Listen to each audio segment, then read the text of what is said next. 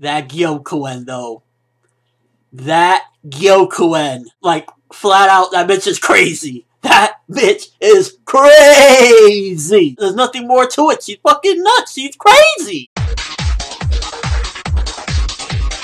Do I really need to let y'all know what time it is? I think y'all know. I think y'all are well aware what time it is. So say it with me. 1, 2, 3. It's that Magi greatness time, people. As you can see, the wall scroll is back and it's here to stay. I figured out, I positioned it properly, so all of Aladdin for the most part is in there. So we got it all good. We got it all sorted. We got that Magi up in here. With this week's episode, just so much shit was going down with it. I was just like flabbergasted at how much was going on. We actually didn't even adapt as much as I thought we would. With this particular chapter, I think they did about 3 chapters and about more than a little bit of half, so nearly 4 chapters, which I thought they were going to do probably 5 or more. So they definitely slowed things down slightly a bit with, you know, the amount of chapters they were doing, especially if you compare back to the beginning of Labyrinth of Magic when they were doing like a volume an episode. So good on that front. And you can totally notice that it's a little bit more smoothly, more like going slower a little bit, like especially the parts in this episode with Tidus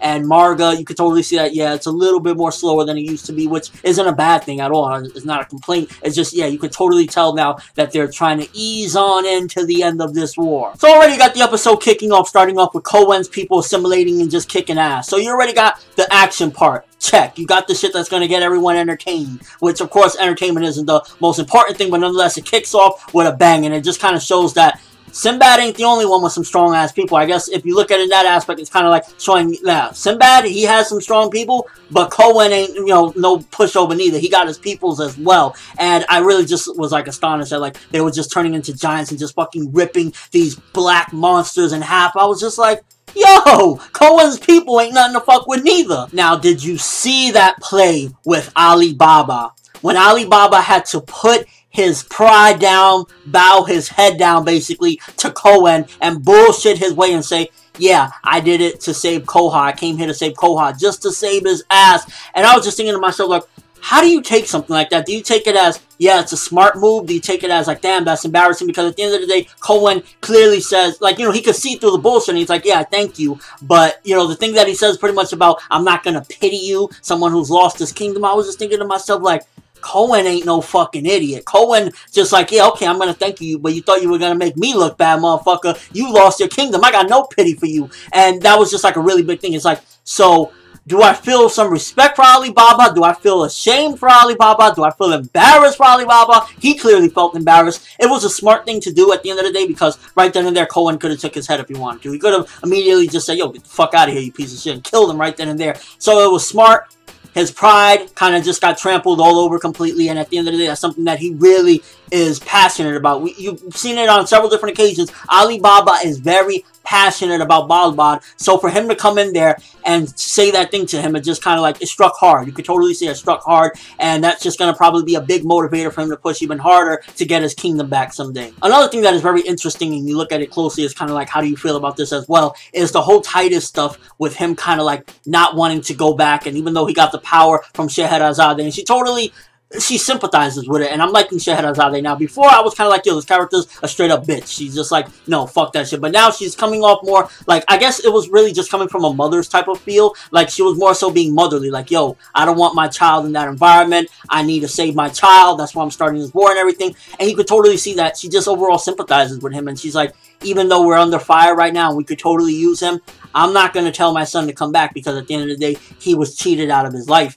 And you look at it and it's kind of like, how do you feel about this whole Tidus situation? Like, on one half is like, yo, any one of us that had only lived for 1 year and had a short amount of time left to live would be the same way. We would be depressed as fuck, especially when you found a purpose to live. He found this little girl, Marga, that he wants to live with. So you look at it in that aspect and it's kind of like, well, fuck, you know, anybody would feel that way. But then at the same time, you also look at it like, is that too selfish of a person? That's really something where it's kind of like morals-wise. You just gotta really see the confliction in that. It's like, on one half is, I want to be selfish. On the other half is kind of like, you know, it's really one of those things where it's just like, fuck, what do you do in that situation? I respected what he ultimately came up with, And I think that was just a good internal struggle. Maybe you could argue that it felt a little bit like, oh wow, you know, he's been going through this for the past few episodes. It felt like it was lengthy in a certain way. I personally felt as though it was needed, and it was ultimately an internal struggle within Titus that he had to come up with and decide what he wanted to do, and he ultimately decided. And then the bombshell, when he goes to Mogamet and he tries to stop it, but then the fucking Black Root sucks up Mogamet,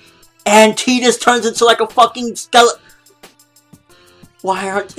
If you're only watching this and you don't watch Magi, why aren't you watching Magi? Why? Like, and it really just further questions what the hell is up with this whole medium, this thing that's coming down from the sky, and the connections are pretty much what Mogamet started, because Mogamet pretty much, he's like, what is that thing at the end of the vortex? And it's just like, pretty much in this episode, we got two deaths for the most part. Mogamet got sucked up, and Titus got sucked up as well, so... It's just like you get two deaths in one. Magi's not playing. Shinobu Otaka's not playing. One mistake I caught in this episode, though, was there was a continuity issue regarding Alibaba, because he took off his Jin equip at one point, and then, you know, he was normal. And then at some given point when they're fighting, you just see him with the Jin again, and, like, you know, Jin equip, full Jin equip for a moment, and then he's back. So it was kind of like a little bit of a continuity issue. That was one of the only real issues with this episode, because I feel as though the pacing-wise, with the whole Titus and Margaret stuff, you could argue that it felt slow. I think it was necessary to finally give an outcome of what he was going to decide, and he decided, you know, in the end, while I want to be with this girl, there is no future for me and this girl if I don't solve this now. And that was just some very impactful emotional progression and just overall development for him as well. But like, he developed and then gone, flatline, like, Shinobu, you're so cruel. And then the ending.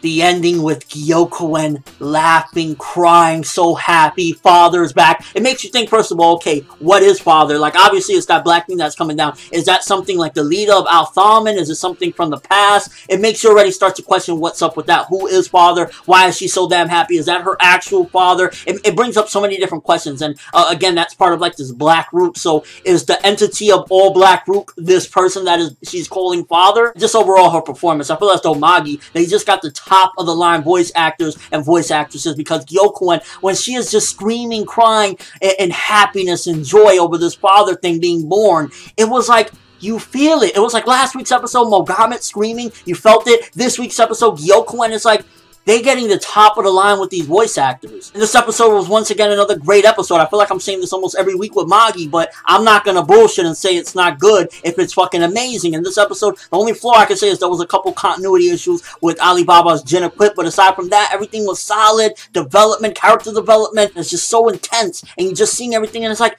you get death in this episode, along with character development. It feels so cruel at the same time. It's like, character development, you die. Like, fucking great shit. Overall, I'm gonna give this episode 9.5 out of 10. I felt as though it was slightly better than last week's. It would have been a perfect 10 if it wasn't for some of the continuity issues, but just overall, it's like, I'm fucking loving Magi, and I'm so glad. The part 2 of Magi is very well done. Like, compared to Labyrinth of Magic as an adaptation, Kingdom of Magic has been kicking fucking ass, staying truly faithful, and just A1 Pictures, they stepped their game up entirely to a new league with this season, and this episode yet again was proof that Magi is that great shit. But let me know what you think. How did you feel with what happened to Titus at the end of this episode? Him and Mogamet. Did you feel bad for him? Did you feel like he made the right decision to finally go over there and try to basically cleanse Mogamet, but then ultimately got fucked up in the end? And Gyokuen. What is your take on Gyokuen? Is she like just a mad woman? Is she just fucking crazy? Or there's more than meets the eye with the madness? Like, what is your take on that whole freaking laugh, crying reaction that she had in this episode? And your overall thoughts on that Magi greatness? How do you feel this season has been faring up versus Labyrinth of Magic? Right now, for me, it is Magi and Hunter x Hunter. Nothing else is on that level as of right now with this season, with this year of anime. It's just kicking fucking so much ass, and we the fans win in the end. And that's all I have for this reaction review. Thanks for watching. Hope you enjoyed. Thumbs up for... Goddamn, I can say thumbs up for so many things. Thumbs up for Titus's decision. Thumbs up if you felt that fucking depth. Thumbs up for Mogamet with his resolve, not giving a flying fuck. Thumbs up for just that Magi greatness, I guess, once again. I'm ForneverWorld, and as always, people, have an awesome day.